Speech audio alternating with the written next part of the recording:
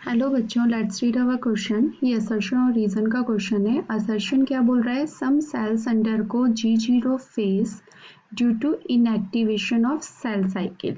G0 phase due to inactivation of cell cycle. Reason क्या है इसका? Cells at this stage remain metabolically active but no longer proliferate. तो इसमें sales जो होती हैं वो मेटाबॉलिकली एक्टिव रहती हैं लेकिन आगे डिवाइड नहीं करती, प्रोलिफरेट नहीं होती हैं। तो हमारे ऑप्शंस क्या हैं? Both A and R are true and R is the correct explanation of A. B, both A and R are true but R is not the correct explanation of A. A is true but R is false. D, A is false but R is true. E, both A and R are false. तो हमारा जो की concept हो जाएगा इसमें वो क्या हो जाएगा? G0 phase. G0 फेज जो होती है वो कौन सी फेज होती है? क्या बोलते हैं इसको? Phase is a form of resting state. इसको रेस्टिंग फेज भी बोला जाता है या स्टेज भी बोला जाता है। इसमें जब कोई सेल आगे डिवाइड नहीं करती है, उस सेल आगे डिवाइड नहीं करती या कुछ सेल्स में कुछ एरर आ जाती है तो उनको G0 फेज में रख दिया जाता है। उन सेल्स को या तो काफ़ी टाइम तक रखा जाता है, जब तक उनमें कुछ एप्रोप्रिएट सिग्नल नहीं मिलता तब तक वो आगे डिवाइड नहीं करती हैं। ठीक है। इसमें in which cells reside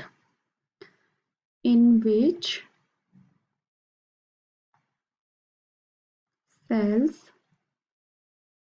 reside until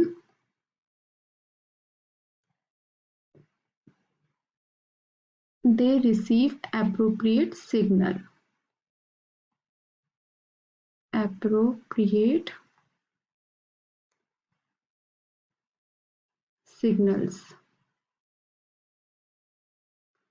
okay, तो ये जब तक उसमें रहेंगी।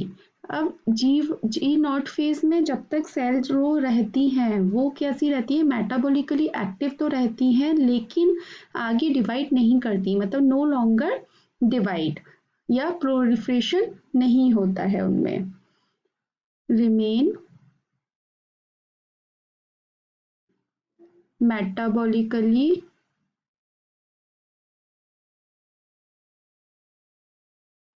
Active but no longer divide या proliferate। ठीक है। अब G0 फेज में जब तक सेल रहती है तब तक उसकी रेस्टिंग फेज होती है। जैसे ही कोई सिग्नल आएगा तो वो G0 फेज से G1 फेज में मूव कर जाएगी। तो अब इसका रीज़न क्या होता है कि वो G0 फेज में आ जाती हैं कई बार?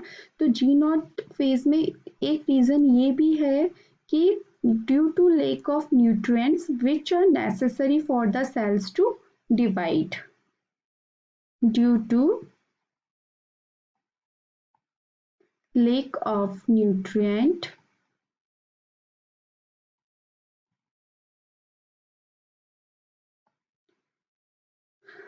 which are necessary for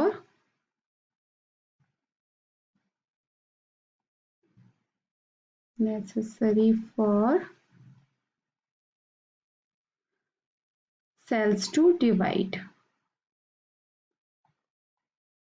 ठीक है, मतलब सेल्स के डिवाइड करने के लिए जो न्यूट्रिएंट्स की ज़रूरत होती है वो अगर उनके पास नहीं है तो वो G0 फेज में एंटर कर जाते हैं।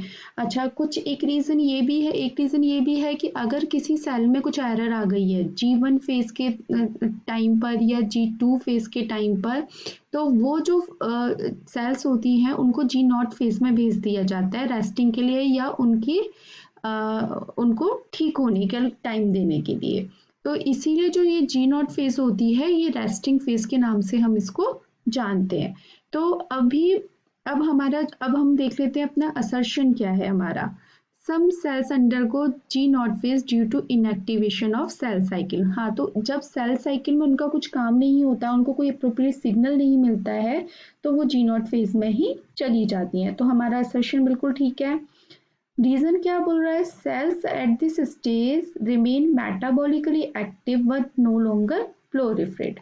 तो हमने यही बताया कि इसमें जब जी नॉट फेज में सेल्स पहुंच जाती हैं तो वो रिमेन मेटाबॉलिकली एक्टिव रहती हैं लेकिन डिवाइड नहीं करती हैं।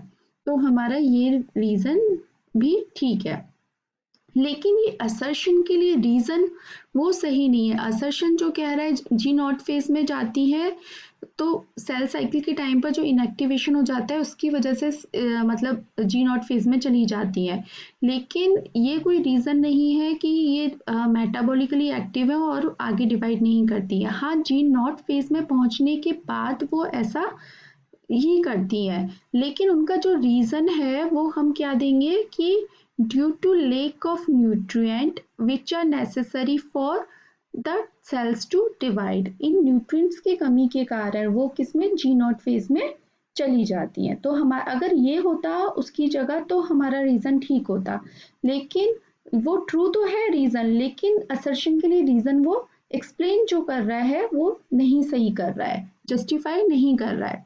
तो अब हम अपने ऑप्शंस देख लेते हैं। Both A and R are true and R is the correct explanation of A. तो नहीं, वही हमने कहा कि करेक्ट एक्सप्लेनेशन नहीं कर रहा है, जस्टिफाई नहीं कर रहा है। Both A and R are true but R is not the correct explanation of A. बिल्कुल सही है ये।